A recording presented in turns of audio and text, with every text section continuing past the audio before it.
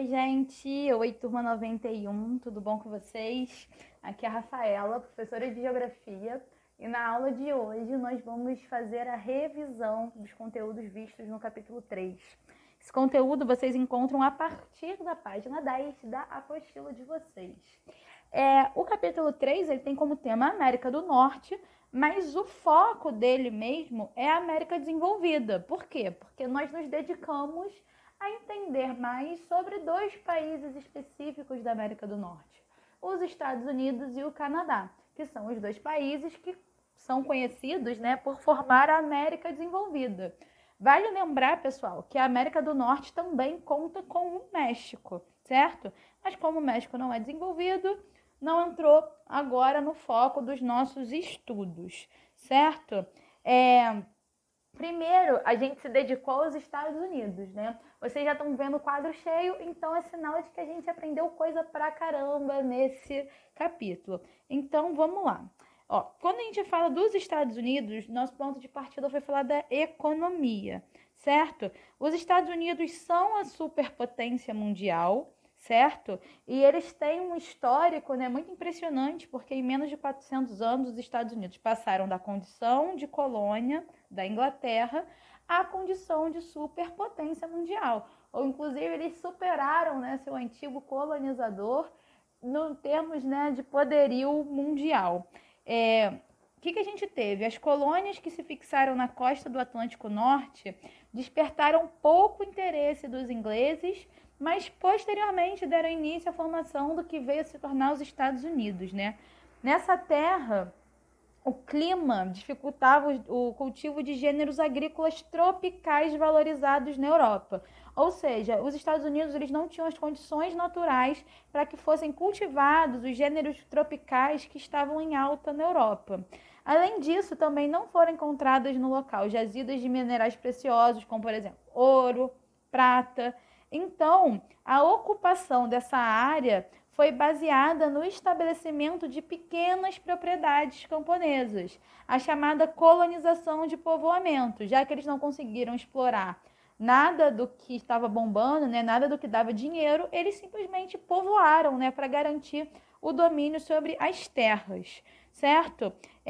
A gente vai ver, que a ocupação dessa área atendeu às necessidades da colônia, a gente estabeleceu essas pequenas propriedades camponesas com predomínio do trabalho da agricultura familiar, então, assim como artesanato, produção de artigos.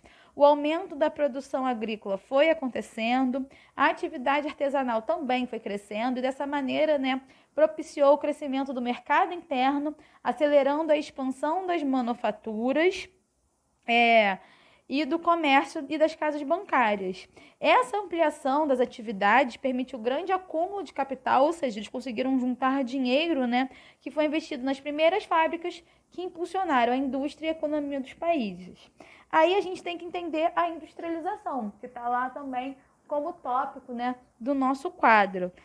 A industrialização dos Estados Unidos, a partir do final do século XVIII, os Estados Unidos tiveram grande prosperidade econômica. Como a gente já pontuou, houve expansão do mercado consumidor interno, teve um crescimento da indústria na região Nordeste, e a gente percebe, que só foi o quê? Se desenvolvendo cada vez mais as atividades industriais. Em 1850 foram feitos investimentos na mineração. Em 1858, a gente pontua o descobrimento do petróleo e sua exploração, ajudando muito no crescimento da indústria. O petróleo passa a ser empregado como combustível para o funcionamento das máquinas industriais, dos veículos de transporte, certo? Aí depois, essa industrialização levou a um crescimento da economia dos Estados Unidos. A partir de 1850, a intensa acumulação de capital foi transformando os Estados Unidos, na maior potência econômica mundial. Percebam que a gente está falando, de um processo, não ocorreu do dia da noite. Ali por volta de 1900, os Estados Unidos já abrigava grandes empresas que se destacavam no mundo todo. Inclusive, os Estados Unidos ele tem uma capacidade muito grande de se recuperar de crises, A gente até pontuou a crise econômica de 2008, que chegou abalando a estrutura dos Estados Unidos, que já conseguiu se recompor, né? E, por exemplo, acho que a gente tem que pontuar, né, que um marco dentro dessa evolução do desenvolvimento dos Estados Unidos foi a Segunda Guerra, né? Por quê? Porque os Estados Unidos eram distantes geograficamente da Europa, onde era o foco dos conflitos da Segunda Guerra. Então, ao final da Segunda Guerra Mundial, Inglaterra, França, Itália, Alemanha estavam assim, uma situação muito complicada, né? Produção agrícola, industrial arruinadas, e a escassez de produto fez recorrer à importação dos produtos dos Estados Unidos, acelerando o crescimento da economia estadunidense, né? Além disso, os Estados Unidos aproveitaram dessa situação, né, desse cenário, e destinaram grande ajuda financeira para a reconstrução desses países que foram devastados pela Segunda Guerra Mundial. Isso contribuiu para o endividamento dos países, né, que pegaram empréstimo, mas para a aceleração do crescimento dos Estados Unidos, né? Depois nós falamos sobre as multinacionais dos Estados Unidos. Gente, os Estados Unidos, né, ele se destaca nas multinacionais, né, empresas que buscam novos mercados e buscam atuar em diversos países. Os investimentos realizados por essas multinacionais foram muito direcionados em países envolvidos da Europa. Muitas multinacionais também investiram em países subdesenvolvidos, né? Brasil, Argentina e México. E para vocês entenderem, né, o que são essas empresas multinacionais, a gente pode pontuar a General Motors, a Ford de automobilísticas, Texaco e Esso no setor de petróleo, Coca-Cola e Nabisco, Johnson & Johnson, Gillette, enfim. A expansão das multinacionais no mercado internacional intensifica o crescimento econômico dos Estados Unidos. Não só intensifica o crescimento econômico, mas também a influência dos Estados Unidos em outros países, certo? O país ele se torna o gerador de maiores fluxos de mercadoria, tem um gigantesco volume de importações, certo? Então, assim, as multinacionais têm uma grande representatividade dentro da realidade, né, estadunidense.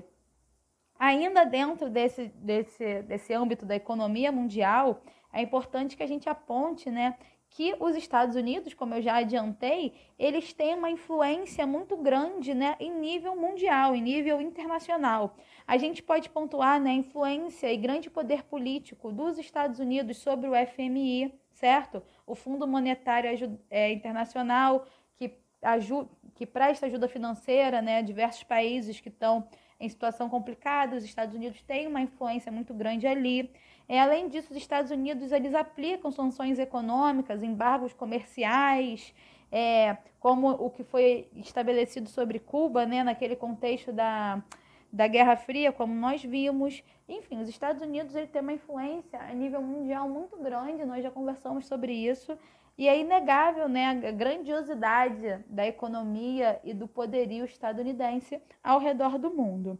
E isso também se reflete no cinema e no turismo. Nós falamos, né, no cinema, mas maior representante do cinema estadunidense é Hollywood, né? Distrito de Los Angeles, que é o centro norte-americano da indústria cinematográfica, é considerada a capital mundial do cinema. Quando a gente fala do turismo nos Estados Unidos, né? O país ele possui uma grande e lucrativa indústria turística. Nova York, Las Vegas, a Flórida, com seus parques temáticos, bombam na atração de turistas. E assim, gente, o que acontece? Quando a gente fala desse crescimento econômico, né, dos Estados Unidos, a gente vê que ele tem uma capacidade muito grande de se reinventar em momentos de crise, né? Inclusive, a pandemia do coronavírus está aí provando isso mais uma vez. Os Estados Unidos bateram picos e picos de casos e mortes, agora já está batendo pico de vacinação. Enfim, é sempre bom estar de olho nos Estados Unidos, porque é muito importante e influencia, sim, a nossa realidade de diversas formas. Beleza? Depois, galera, no segundo momento dentro desse capítulo, nós falamos sobre Canadá. O Canadá, ele tem uma sociedade dita como multicultural. Por quê? Porque a gente vê, né, que nós temos canadenses descendentes de colonizadores ingleses, franceses, A gente também tem, né, uma pequena parcela de povos indígenas, como os algonquinos, os atabascanos, os inuites, além da população formada por imigrantes de diversas nacionalidades. Por isso, nós podemos afirmar que a sociedade canadense, né, ela é multicultural. A gente fala, né, que é muito diversificada, certo? Outro ponto do Canadá que é muito importante de ser pontuado é a excelente qualidade de vida. Por isso que o Canadá tem tantos imigrantes assim, né? Eles atraem muitos imigrantes exatamente que procuram melhores condições de vida, e o Canadá, por possuir diversos índices que comprovam essa qualidade de vida, acaba atraindo esses imigrantes. A gente pode pontuar diversos fatores que fazem com que o Canadá tenha essa qualidade de vida, né? Altos índices de desenvolvimento econômico, os salários são elevados, a política governamental de bem-estar social, né, priorizando o bem-estar das pessoas, educação tendo investimentos pesados, né, leis ambientais rígidas, planejamento urbano, um parque industrial moderno e diversificado. Enfim, nós temos, né, diversos fatores que ajudam a gente a entender essa qualidade de vida presente no Canadá.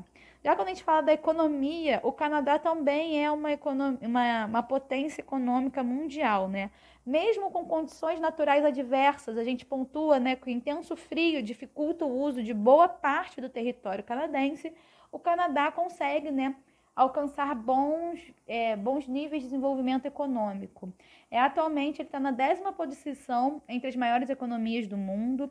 Nós temos atividades de agropecuário, de extrativismo se destacando, né, lá na economia canadense. Eles mantêm um ritmo de crescimento econômico contínuo, que é impulsionado por altos investimentos no setor industrial, certo? E o apoio do governo, né, nas áreas de alta tecnologia industrial, como, por exemplo, informática e robótica, ajuda a gente a entender por que a economia canadense é competitiva em nível internacional. Por fim, né, para a gente poder terminar essa parte da economia, o Canadá é um grande exportador de matérias-primas e de produtos industrializados. A indústria do Canadá, a gente já mencionou aqui também, né, ao longo da nossa revisão, que tem elevado nível de modernização. O parque industrial é bastante completo, diversificado, ou seja, nós temos empresas de diversos ramos de atividade, de comida, de tecido, papel, de veículos eletrônicos. E essa característica, né, de parque industrial diversificado garante a produção e constitui-se na base da economia canadense. Quanto aos recursos naturais, o Canadá ele possui abundância de petróleo e carvão. E isso atrai o quê? Investimentos, principalmente os estadunidenses. A exploração desses recursos foi fundamental para o crescimento da indústria canadense, porque garante o quê? A geração de energia, né? Nós estamos falando de fontes de energia que foi suficiente para garantir o consumo das fábricas que não paravam de crescer. Essa industrialização foi beneficiada também pelas jazidas minerais no subsolo, como, por exemplo, a exploração de ferro, cobre, zinco, níquel, chumbo, enfim. Além disso, as exportações constituem uma importante fonte de geração de renda, de divisas para o Canadá. Por fim, né, falar de Estados Unidos, falar de Canadá, tem que falar de NAFTA. O NAFTA é o Acordo de Livre Comércio da América do Norte, que estabelece o livre comércio entre esses países. É o bloco econômico regional mais importante das Américas. Em 1994 foi ampliado. O México também entrou, certo? As relações econômicas entre os países do NAFTA são muito intensas, certo? Os Estados Unidos ele tem uma vantagem ali nessas relações. A gente vê que atualmente o Canadá exporta para os Estados Unidos mais da metade do que produz, ou seja, acaba gerando uma relação de dependência, né? Além disso, os investidores estadunidenses controlam boa parte de grandes empresas canadenses, sobretudo empresas ligadas aos setores de informática e de indústria de alta tecnologia, certo? Então, galera, essa é a nossa revisão do capítulo 3, tá? A gente fica por aqui, mas nós vamos ter a nossa atividade devolutiva número 4. Então, pessoal, nós estamos encerrando a nossa revisão dos conteúdos do capítulo 3. E como vocês já sabem, nós vamos ter a nossa atividade devolutiva número 4, referente aos assuntos do capítulo 3. O que eu quero que vocês façam? Vocês devem fazer o nosso bom e velho amigo resumo do capítulo 3, certo? Não esqueçam, pessoal, de colocar nenhum dos conteúdos vistos ao longo do capítulo. O resumo é uma ferramenta muito importante, de grande valor, para facilitar o estudo de vocês. Então, caprichem, tá bom? A gente fica por aqui. Um beijo, se cuidem e até a próxima. Tchau, tchau!